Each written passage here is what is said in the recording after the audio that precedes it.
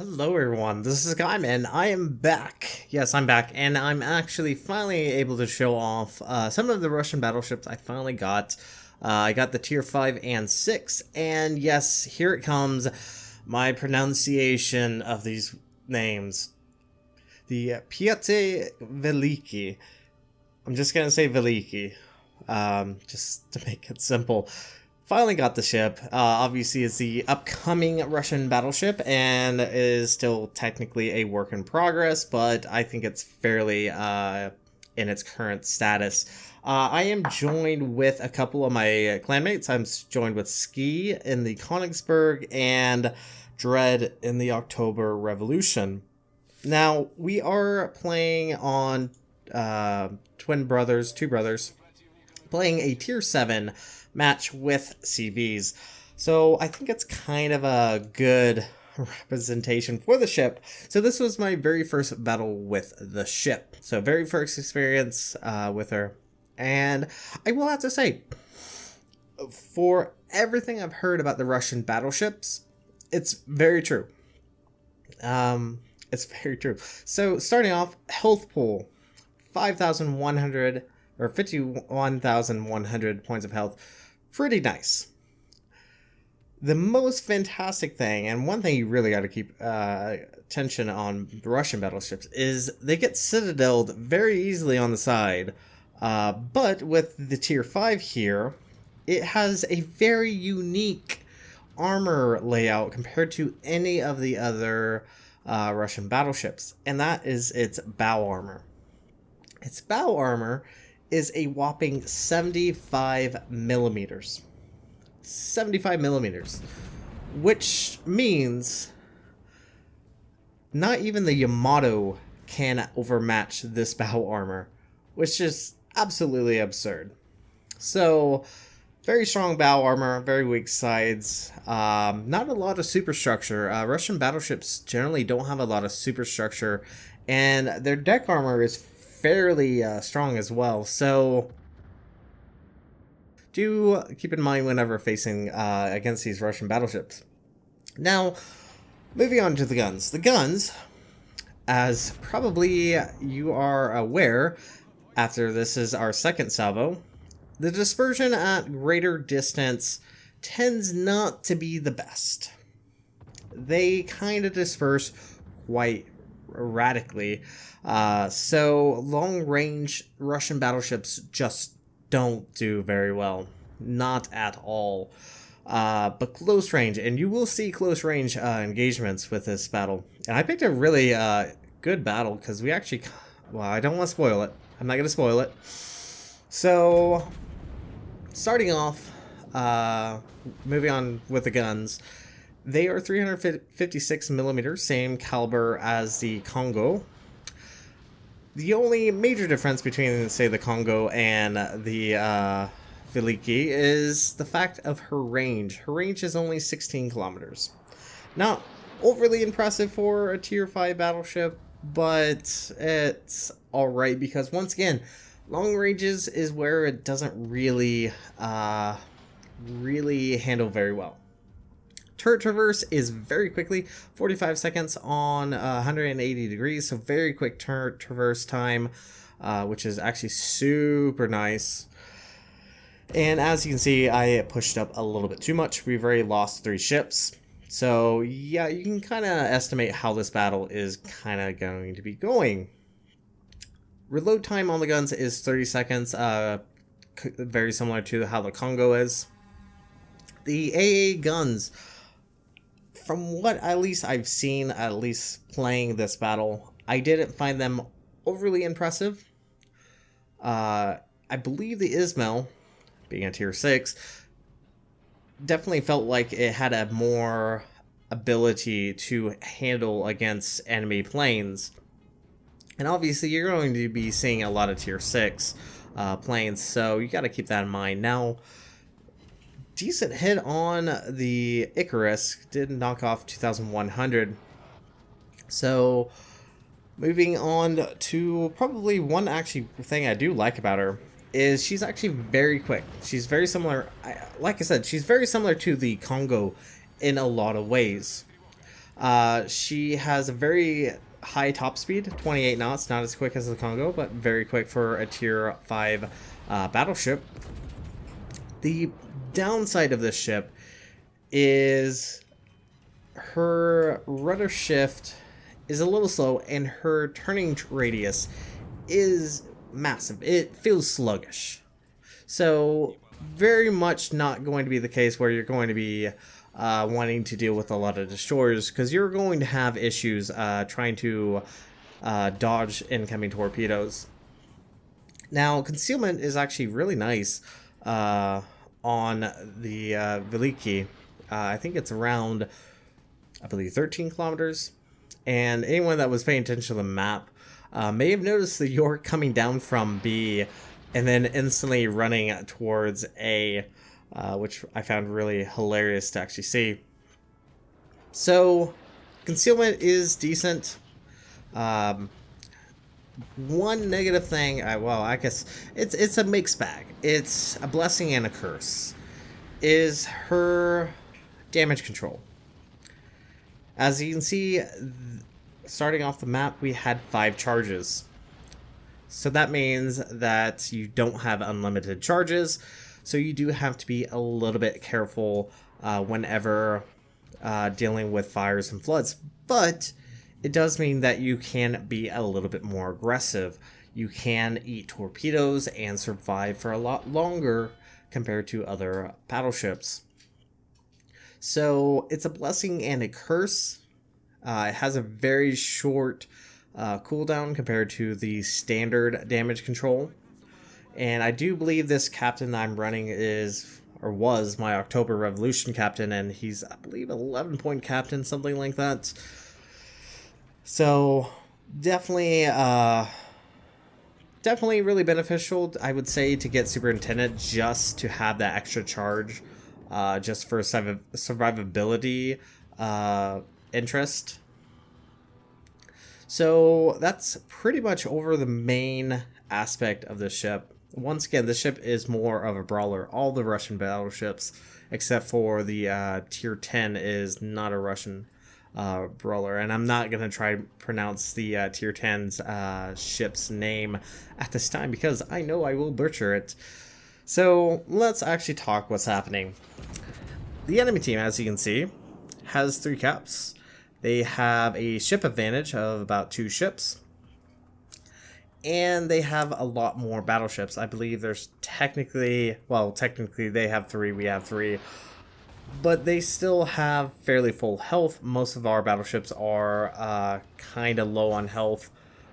So that is one thing to really keep in mind. Actually, no, technically they have 4 battleships. I completely forgot, because what was happening on the west side was the enemy Velikiy was completely annihilating everyone on that side.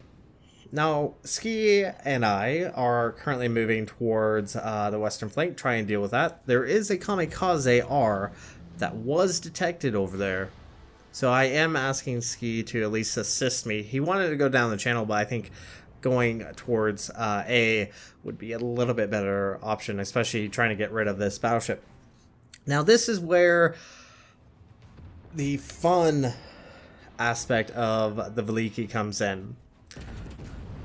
So we are closing the distance against this enemy Velikiy. And you'll see something start to change with the dispersion and sigma values of the shells. Ranger is assisting, which is going to surprisingly force, I don't know why he did this, but he actually decides to turn north and show a lot of broadside. And once again, Russian battleships have very high citadels, and at this range, look at that dispersion. Oh my word.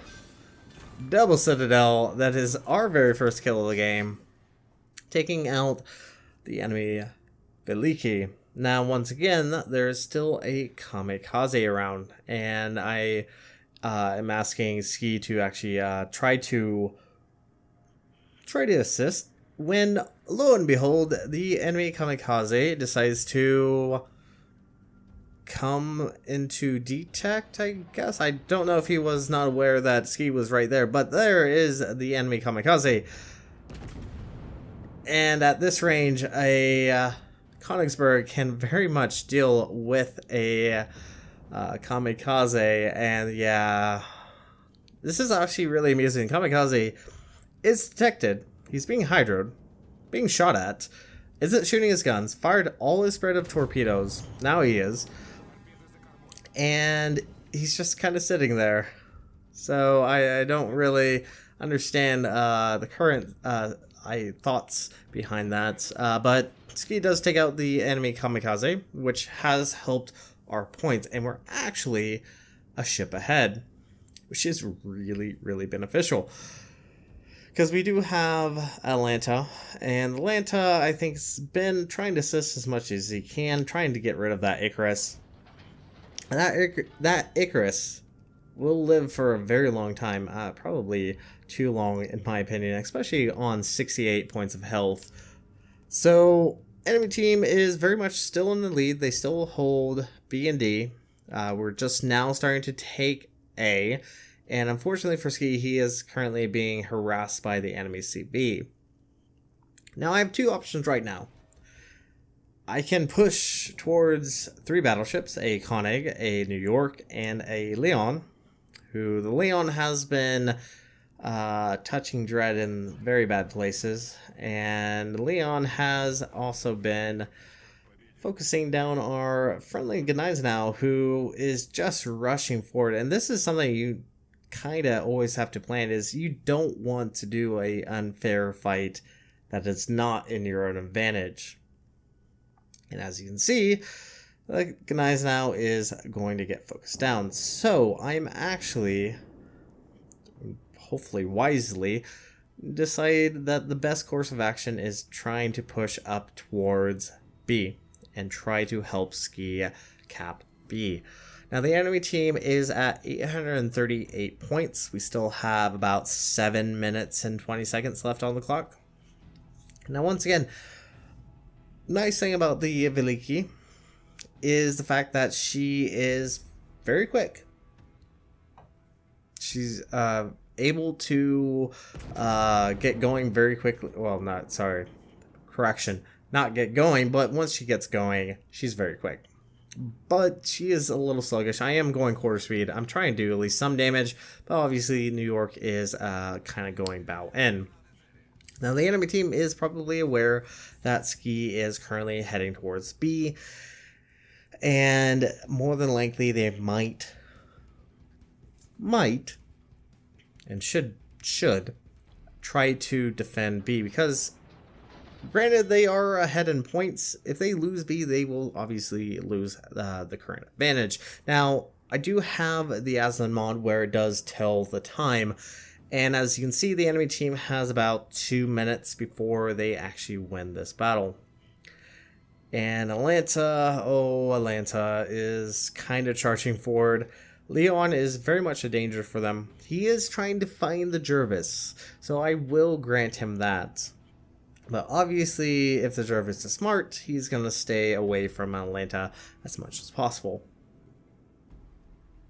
Now, we're very much on the knife's edge at the moment. Enemy team is at 918. If we lose a ship, that's very much going to put the enemy team within touching distance of winning this battle.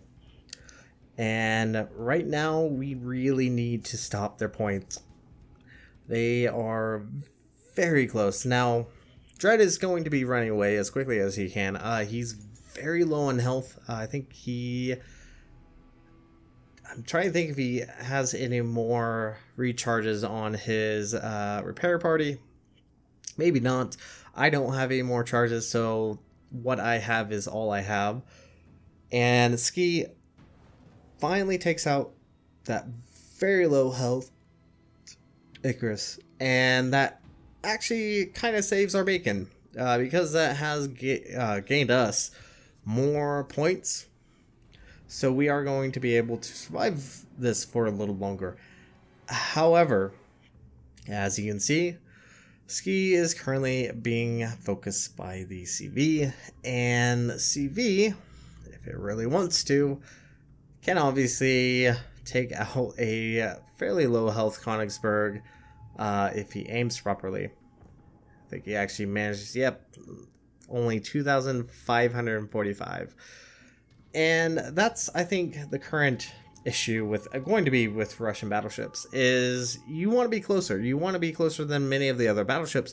However, you're going to be focused primarily by the enemy carrier because your AA is not particularly strong. You turn like a truck, and yeah, you're just going to be focused down relatively quickly. I mean, the only saving grace is the fact that you do have that very fast charged damage control, but the CV can easily get planes back out to once again harass you and get dot damage. Now, enemy team is about 100 points ahead of us, and unfortunately for us, Ski is going to get focused down either by the CV or by the New York that really likes to shoot HE. Yeah. So enemy team is at 972, and this is where it is going to be a little bit intense because in 1 minute the enemy team are going to be winning. They're going to reach the 1,000 points, and we really need to stop them or kill a ship, and more than likely we're not going to kill a ship anytime soon. And this is where, once again, the fun part of the Russian battleships occur. And we actually got no damage from that rockets there, which is actually very amusing. So once again, do not go head on against a Russian battleship close quarters, because a Russian battleship will more than likely win, especially if you show a lot of broadside. And we managed to get in at 992 points. They were just a few ticks away from actually winning. The enemy Leon is fortunately not really pushing towards cap. I think had they started focus on the C cap, they might have actually pulled through. But at this range, all we have to really do is just try to battle tank as much as possible. And once again, the dispersion on the Russian battleships are really nice. There we go. Kill number 2, and that has put us in the lead. CV is once again being harassment, but I really don't want to show broadsides to this Konig. But I think this Konig is actually firing HE, so I probably would have been fine had I actually shown broadside. And with that, that's actually almost going to be it for this battle. So, very close battle. And as you can see, I'm actually holding off on using my damage control until the last moment. Just have to survive this because in 11 seconds we are going to win this. And that dispersion, oh, that dispersion. So, yeah. So this is just a quick look at the new and upcoming Russian battleship, the Tier 5 Pyotr Velikiy, and I mispronounced it again. But anyways, thank you guys so much for watching. If you like what you saw, hit the like and subscribe button. You guys have a great and fantastic day. Zai Gen.